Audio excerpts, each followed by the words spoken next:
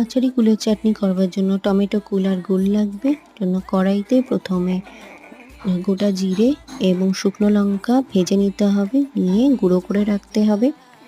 তারপরে কড়াইতে সাদা তেল দিয়ে তার মধ্যে শুকনো লঙ্কা ফোড়ন ও কালো সর্ষে ফোড়ন দিয়ে তার মধ্যে কেটে রাখা টমেটোগুলো দিয়ে দিতে হবে, দিয়ে নাড়তে হবে। নেড়ে স্বাদ মতো নুন দিতে হবে, দিয়ে তার মধ্যে ভেলি গুড় দিয়ে নাড়তে হবে। নেড়ে তারপরে এরকম ফুটে গেলে তার মধ্যে কুলগুলো দিয়ে আবারও ভালোভাবে নেড়ে নিতে হবে। নেড়ে নেওয়ার পরে যখন টমেটো পুরো এই রকম হয়ে যাবে তখন গরম জল একটু অ্যাড করে ফুটে নিলেই রেডি আচারি কুলের চাটনি। তার মধ্যে নামিয়ে নিয়ে ওই গুঁড়ো মশলাটা ছড়িয়ে দিতে হবে, দিলেই রেডি। রান্নাটা ভালো লেগে থাকলে আপনারা সাবস্ক্রাইব করুন।